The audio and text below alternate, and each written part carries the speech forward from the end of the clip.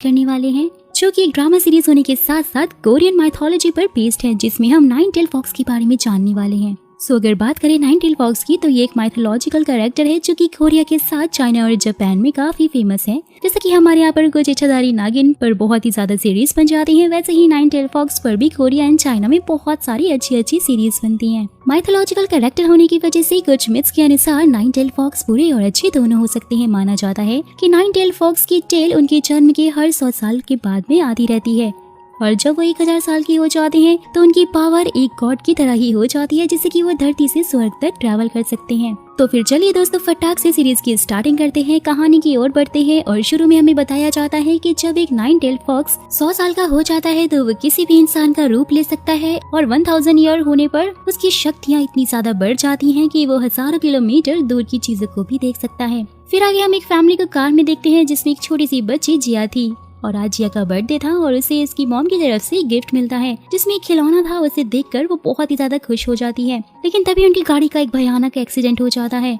होश में आने के बाद जिया अपने गिफ्ट को कार में टूटा हुआ पाती है, और वहीं उसके पेरेंट्स की डेड बॉडी भी कार में ही लटक रही थी। लेकिन कार के बाहर जिया को 2 लोगों की आहट महसूस होती है। जिया उनसे हेल्प मांगती है। जब वो दोनों कार के अंदर झांकती हैं तो जिया जोर से चीखती है, क्योंकि वो दोनों कोई और नहीं बल्कि उसके मॉम डैड की तरह ही लग रहे थे। फिर जिया अपने सपने से जागती है। जी हाँ दोस्तों, शायद वो सपना देख रही थी, तो उसे उसके सामने अपने मॉम डैड दिखाई देते हैं। वो उनसे जाके गले मिलती है, बहुत ज्यादा खुश वो होती है। लेकिन ये क्या, उसका खिलौना था अभी भी वैसे ही टूटा हुआ था जैसे कि उसके सपने की एक्सीडेंट में टूटा था, और वहीं उसे उसके कपड़ों पर खून के धब्बे भी दिखाई देते हैं। वो बहुत ही चालाकी के साथ अपनी मॉम से वॉलनट कुकीज मांगती है, क्योंकि वॉलनट से उसे एलर्जी थी। लेकिन उसकी मॉम फिर भी किचन में जाके वॉलनट कुकीज ढूंढने लग जाती हैं। जिया यहाँ पे समझ जाती है कि ये दोनों उसके पेरेंट्स नहीं हैं, और वो अपनी मॉम को यानी कि अपनी बहरूपिया मॉम को एक कैंची से स्टैब कर देती है। जहाँ वो बहरूपिया मॉम भी उस पर उल्टा हमला करती है, लेकिन वो भागकर अपने रूम में जाकर छुप जाती है। यहाँ पर लियोन नाम के एक लाल छाते वाले आदमी की एंट्री होती है, जो कि उन दोनों को मारने लग जाता है। लियोन यहाँ एक लड़की यानी कि युम को ढूंढ रहा था, लेकिन जब उसे युम नहीं मिलती है तो वो जिया पर मैजिक करके उसे सब कुछ भूलने के लिए बोलता है। सीन शिफ्ट होता है और 21 साल बाद दिखाया जाता है। मौसम साफ होने के बावजूद भी बारिश हो रही थी, क्योंकि आज लोमड़ियों की शादी जो होने वाली थी। दोस्तों, जब भी मौसम साफ होता है यानी वेदर अच्छा होता है और उसके बाद भी बारिश हो रही होती है, तो इसका मतलब होता है कि लोमड़ियों की शादी हो रही है। ये भी शायद एक मिथ हो सकता है। So come back to the series. इसी फॉक्स मैरिज में लियोन भी जा रहा था। शादी में पहुंचने के बाद वो दुल्हन से मिलता है, जो कि फॉक्स थी, और यहाँ योन उसे मारने ही वाला था, क्योंकि इस लेडी फॉक्स ने बहुत सारे मासूम लोगों की जान ली थी। दोनों के बीच में घमासान लड़ाई हो जाती है। वो लेडी फॉक्स अपनी अंतिम इच्छा के तौर पर अपनी शादी को कंप्लीट करना चाहती थी, जहां योंग उस लेडी फॉक्स को उसकी शादी के बाद मारने का फैसला करता है। फिर आगे हम जिया को देखते हैं, जो बड़े होने के बाद एक ब्रॉडकास्ट कंपनी की प्रोड्यूसर बन गई थी, और वो अपनी को वर्कर जिसका नाम पियो है उसके साथ में फॉक्स की शादी में आ रही थी, जिसे ली योंग मारने वाला था। शादी खत्म होते ही योंग उस फॉक्स को मार डालता है, पर मरने से पहले लेडी फॉक्स ने ली योंग से रिक्वेस्ट की थी कि वो उसके पति की सारी यादें मिटा दे, ताकि वो उस लेडी फॉक्स को याद करके बिल्कुल भी दुखी ना हो और अपनी लाइफ को आगे एंजॉय कर सके। लेडी फॉक्स मरते ही सुनहरे रंग की धूल में बदलकर गायब हो जाती है, जहाँ सबको लग रहा था कि शायद दुल्हन अपनी ड्रेस को छोड़कर ही वहाँ से भाग गई है। लेकिन जिया को दुल्हन की ड्रेस पे खून के दाग और कुछ बाल मिल जाते हैं, जहाँ पर उसे डाउट हो जाता है। फिर पी को जिया सीसीटीवी फुटेज लेने के लिए भेजती है और खुद फोरेंसिक लैब में आती है, जहाँ उसे ये पता चलता है कि जो बाल उसे गाउन पर मिला था वो फॉक्स का है। लेकिन सोल में तो फॉक्स आ ही नहीं सकते थे, क्योंकि वहाँ के सभी जानवरों पर ट्रैकर जो लगे हुए थे। वही पार्क में योन अपनी पावर्स का यूज करते हुए एक छोटी बच्ची का बलून वापस उसे कर देता है, और ये सब कुछ देखकर एक दूसरा बच्चा उसके पास आता है और उसे पूछता है कि क्या वो एक एलियन है, जहाँ योन बताता है कि वो एक नाइन टेल फॉक्स है और उसकी उम्र 1000 साल से भी ज्यादा है। यहाँ इस अर्थ पर वो अपने प्यार के दोबारा जन्म लेने का इंतजार कर रहा है। बच्चे से दिल की बात करने के बाद योन फॉक्स की आफ्टर लाइफ ऑफिस में पहुंचता है, जहाँ वो रिसेप्शनिस्ट को बताता है कि उसने सिस्टर फॉक्स को उसकी शादी पर मार डाला है। योन इस बात से बिल्कुल भी खुश नहीं था, जहाँ वो इसके लिए रिसेप्शनिस्ट पे बहुत ही भड़क भी रहा था, क्योंकि इसे लोगों की जान लेना बिल्कुल भी पसंद नहीं था। लेकिन वो रिसेप्शनिस्ट एक कॉन्ट्रैक्ट पेपर ली को दिखाते हुए उसे प्यार से धमकाते हुए बोलती है कि तुमने अपने प्यार यानी युम के पुनर्जन्म के लिए ही क्रिमिनल्स को मारने का कॉन्ट्रैक्ट साइन किया है, तो अब तुम इसे पीछे नहीं हट सकते। जहाँ वो उसके कॉन्ट्रैक्ट को जलाने ही वाली थी, लेकिन योन ड्रामेटिक वे में आग बुझाने की कोशिश करता है, जो कि काफी ज्यादा फनी सीन था। वहीं फोरेंसिक वाले ने योन को कॉल करके अपने पास बुलाया हुआ था। वहीं जिया पे के साथ में सीसीटीवी फुटेज देखती है, जिसमें उसी एक लाल छाती वाले आदमी पर शक हो जाता है कि उसी ने दुल्हन को शायद गायब किया होगा। योन और फोरेंसिक वाला बंदा फॉक्स के रेस्टोरेंट में खाना खा रहे थे, क्योंकि फोरेंसिक वाला बंदा भी फॉक्स ही था। जहाँ वो ली योन को सावधान रहने के लिए सलाह देता है क्योंकि लाल छाते वाले आदमी की फोटो और फुटेज पूरे टीवी पर वायरल हो गई है। योन को इस बात से कोई फर्क नहीं पड़ता है क्योंकि इसके पास तो बहुत ही ज्यादा पावर थी। वहीं जिया एक बंदे से मिलती है जो जिया को बताता है कि छाते वाला आदमी उसे बस स्टॉप पर मिलेगा। जिया को उस पर भरोसा नहीं होता क्योंकि वो बंदा खुद को काफी गरीब स्टूडेंट बता रहा था, लेकिन जिया उसे पकड़ लेती है क्योंकि उसने 4 लाख के जूते पहने हुए थे, यानी कि वो गरीब नहीं था। लेकिन वो बंदा उसे श्योर करता है कि बस स्टॉप पर उसे वो लाल छाते वाला बंदा मिल ही जाएगा। फिर वो वहाँ से चला जाता है। यहाँ हम देख पाते हैं कि इस बंदे ने अचानक से अपना रूप बदल लिया है, मतलब कि वो भी एक फॉक्सी है, जो कि कोई और नहीं बल्कि योन का भाई रैंग है।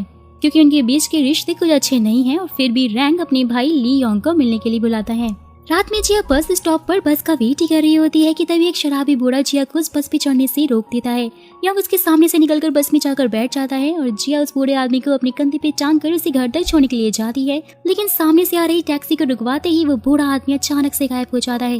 जिसके बाद वो टैक्सी से उस बस का पीछा करने के लिए बोलती है। रास्ते में वो देखती है कि बस का बुरा एक्सीडेंट हो गया है जिसमें बैठे सभी लोग मारे गए हैं, लेकिन एक सू योंग नाम की लड़की बच गई है। तो वो पुलिस को बुलाने के बाद उस लड़की को हॉस्पिटलाइज करके उस लाल छतरी वाले आदमी के बारे में उससे पूछती है उसकी फोटो दिखाकर, जहाँ जिया को ये पता चलता है कि योंग उस लड़की को मारना चाहता था और होता भी कुछ ऐसा ही है क्योंकि योंग को हॉस्पिटल में जिया पकड़ लेती है।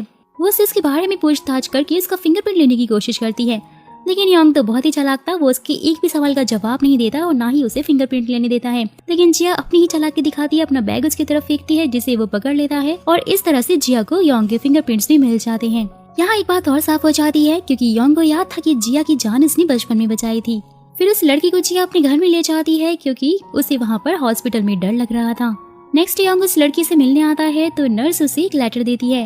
वहीं दूसरी तरफ घर पर जिया उस लड़की को अपने बस वाले एक्सीडेंट के बारे में पूछताछ करती है, जहाँ वो कहती है कि उस लाल छाते वाले ने सबको मार दिया था और वो उसे भी मारना चाहता था, लेकिन गाइस सच्चाई तो कुछ और ही थी क्योंकि वो लड़की भी एक फॉक्सी थी और उसने सभी पैसेंजर्स को मारा था। योन तो बस उसे रोकने की कोशिश कर रहा था और इसलिए वो बच नहीं गया था। योन घायल होने के कारण उस लड़की को उस टाइम पर नहीं रोक पाया था कि तभी एक ग्लास टेबल से नीचे गिर जाता है और टूट जाता है, जिसके टुकड़ों को उठाकर जिया सीधा उस लड़की की गर्दन पर रखकर उसकी सच्चाई बताने के लिए बोलती है क्योंकि वो समझ गई थी कि वो लड़की झूठ बोल रही है। क्योंकि ऐसा कैसे हो सकता है कि बस में सारे लोग मर गए और उस लड़की को एक खरोच भी नहीं आई। लेकिन तभी अचानक से वो लड़की रैंग में बदल जाती है, जो कि कोई और नहीं बल्कि योंग का भाई था। वो कहता है कि उसने उस लड़की को खा लिया है और अब वो जिया को भी खाने ही वाला था कि तभी वहाँ पर योंग आ जाता है और क्योंकि उसे जिया का लेटर मिल गया था जिसमें उसके घर का एड्रेस था।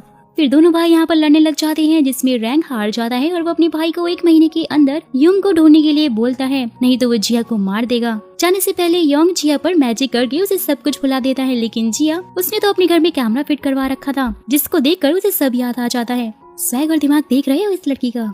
सुबह उसे डिटेक्टिव कॉल करके योंग का एड्रेस दे देता है जो कि उन्हें योंग के फिंगरप्रिंट से मिला था। रात में योंग को अपने घर में जिया के साथ उसकी और उसके भाई की लड़ाई वाली फुटेज भी मिल जाती है। योंग जिया को अपनी असलियत नहीं बताता है, लेकिन जिया बैल्कनी से जाकर सचमुच नीचे कूद जाती है, जिसे देखकर योंग उसे बचा लेता है और नीचे आते ही जिया योंग को बेहोशी का इंजेक्शन देकर उसे बेहोश कर देती है।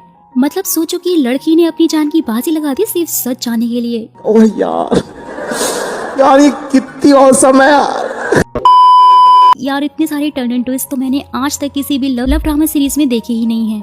सीन पास्ट में शिफ्ट होता है जहां हम योंग को एक आइलैंड पर देखते हैं और अभी वो एक तरह का भगवान है जो कि बारिश के साथ साथ हवा को भी कंट्रोल कर सकता था। यही इसी आइलैंड पर वो पहली बार छोटी युम से मिला था।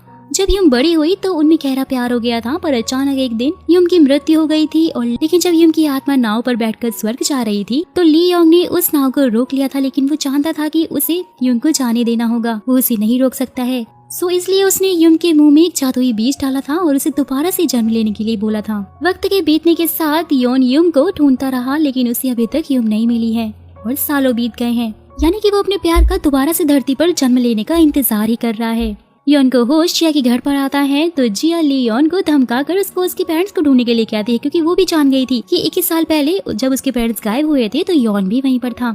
जिया के धमकाने की वजह से योन जिया को एक आग से अंधा कर देता है, जहाँ जिया उसे माफी मांगती है, उसे समझाती है कि अगर वो उसके पेरेंट्स को ढूंढ देगा तो वो ये सारी बातें अपने दिमाग से भुला देगी और इन सब चक्करों में नहीं पड़ेगी। जहाँ योन उसकी मदद के लिए रेडी हो जाता है, लेकिन उसी रात योन को उसके पेरेंट्स का एक डरावना सपना आ जाता है जिसमें उसकी माँ उसे एक इंसान की खोपड़ी देती है।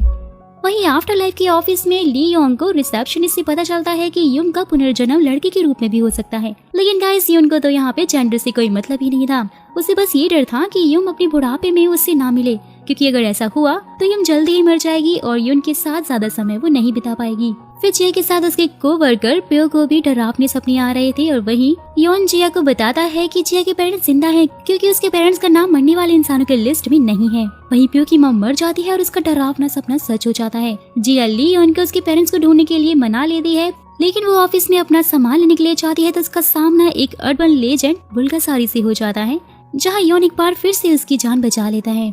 दोस्तों अगर बात करें बुल्गासारी की तो ये लोग बुरे सपने दिखाकर उन्हें मारता है, मतलब यही सभी को बुरे सपने दिखा रहा था, जिसे यहाँ पे किसी और ने नहीं बल्कि ली रैंग ने यानी कि योन के भाई ने ही भेजा था। जहाँ बुल्गासारी जिया को बंदी बनाकर वहाँ से भागने की कोशिश करता है, लेकिन योन बुल्गासारी को 3 सिक्कों की मदद से शूट कर देता है। नेक्स्ट सीन में कुछ समुद्री मछुआरों को उनके बॉस मिस्टर सियो की खोपड़ी मिलती है। जिया को इस इंसिडेंट की जानकारी डिटेक्टिव देता है।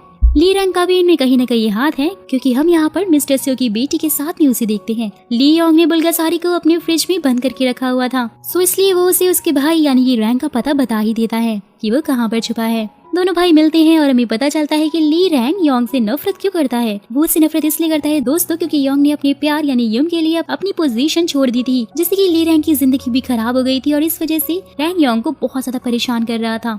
नेक्स्ट मॉर्निंग योंग जिया के साथ में आइलैंड पर आता है। ये वही आइलैंड है गाइस जहाँ पर पहली बार योंग अपने प्यार यानी यम से मिला था।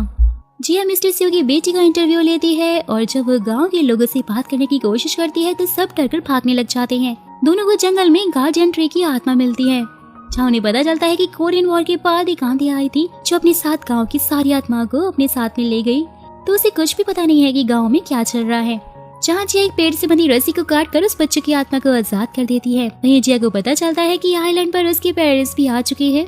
रात में योंग जिया पर वापस से मैजिक करके चेक करता है कि कहीं वही तो यम नहीं है, क्योंकि जिया की स्माइली से यम की याद दिला रही थी। सुबह में योंग गांव के कपल को एक पेड़ गिफ्ट करके उनसे जानकारी निकलवाने की कोशिश करता है, क्योंकि उसे डाउट था कि इस आइलैंड पे कुछ तो गड़बड़ चल रही है, क्योंकि अक्सर यहाँ इंसानों की खोपड़ियाँ मिलती हैं। यहाँ इसकी कंफर्मेशन जिया को प्यो से मिलती है और यानी कि उन कपल्स की बातें सच थी। जंगल में एक शख्स ने जिया पर हमला करके उसे घायल कर दिया था, तो योंग उस आदमी को मार पीट कर भगा देता है। वही रैंग भी आइलैंड पर पहुंच गया था और इधर जब योंग जिया की जख्म पर जड़ी बूटी लगा रहा था तो उसे जिया की बॉडी में कुछ अजीब सा दिखता है। योंग को समझ पाता उससे पहले ही जिया योंग का गला पकड़ के उसे बताती है कि वही युम है। जिया ने जब योंग को बताया कि वही युम है, फिर उसके बाद हमें 12 घंटे पीछे हुए घटनाओं को दिखाया जाता है, जिसमें हम सबसे पहले एक आदमी को कमोड का पानी पीकर मरते हुए देखते हैं। दोस्तों यहाँ इस आदमी ने खुद को इस तरह से इसलिए मारा था क्योंकि उस पर किसी ने वुडो डॉल की हेल्प से काला जादू कर दिया था और वो वुडो डॉल ली रैंग को मिल गई थी। जिया भी फिर इन्वेस्टिगेशन में मरे हुए आदमी के घर आती है, जहाँ एक लोकल गाँव वाले से उसे ये पता चलता है कि वो आदमी भी मिस्टर सियो के क्रू का एक हिस्सा ही था। वहीं चारों लोगों के साथ में वो भी समुद्र में फंसा हुआ था, लेकिन सिर्फ मिस्टर सियो को ही छोड़कर बाकी सब बच गए थे। वहीं योन को उस आदमी के हाथ में कुछ बाल मिलते हैं, जिसमें से उसे मिस्टर सियो के घर की स्मेल आ रही थी, क्योंकि उस आदमी को मिस्टर सियो की बेटी यानी कि प्योंगी ने ही मारा था, जो कि अब मिस्टर सियो के बाकी साथियों पर काला जादू कर रही थी। फिर वहीं जिया को भी पता चल जाता है कि मिस्टर सियो के बचे हुए 2 साथी मरने ही वाले हैं और वो योन के साथ में वहाँ पर उन दोनों को बचाने के लिए निकल पड़ती है। फिर वहीं हम मिस्टर सियो के तीसरे साथी को देखते हैं, जिसे बिना सर का आदमी हॉन्ट करता है। फिर वहीं उसके घर में हम एक ड्रैगन पेंटिंग को भी देख पाते हैं गाइस। यहाँ जिया और योंग भी मिस्टर सियो के चौथे साथी के घर पे पहुँच गए थे, लेकिन वहाँ उस आदमी की हालत दिमागी रूप से ठीक नहीं थी और उसके घर में भी ड्रैगन की वही पेंटिंग रखी हुई थी। जहाँ जिया बहुत ही चालाकी से उस आदमी की सारी इन्फॉर्मेशन निकाल लेती है, जिससे हमें कैसे पता चलता है कि वो जब 28 दिनों तक समुद्र में बिना खाना और पानी के फंसे हुए थे, वहाँ उन्होंने मिस्टर सियो को ही मारकर खा लिया था, कि तभी वो आदमी तड़प कर मर जाता है और जिया को उसके हाथ में भी एक बालों का गुच्छा मिलता है। वहीं दूसरी तरफ प्योंग ही को काला जादू ली रैंग सिखा रहा था, जिनकी वजह से आफ्टर लाइफ ऑफिस में टूलिपा भी काफी ज्यादा परेशान हो रही थी, क्योंकि वो उन लोगों को मार रहे थे जो कि मरने वालों की लिस्ट में थे ही नहीं। फिर जिया और योन भी तीसरे बंदे के घर आए हुए थे और हम गाइस देख पाते हैं कि योन को आसपास हुए मौतों से कोई फर्क ही नहीं पड़ रहा था, क्योंकि उसने अपने जीवन में बहुत सारी मौतें जो देखी थी, जिसमें उसका लव यानी कि युम भी शामिल थी। फिर वही योन ये बताता है कि जो पेंटिंग हम देख रहे हैं वो ड्रैगन की नहीं है, वो एक खतरनाक सांप की है, जिसे कि लोग आमतौर पर युमोगी बुलाते हैं।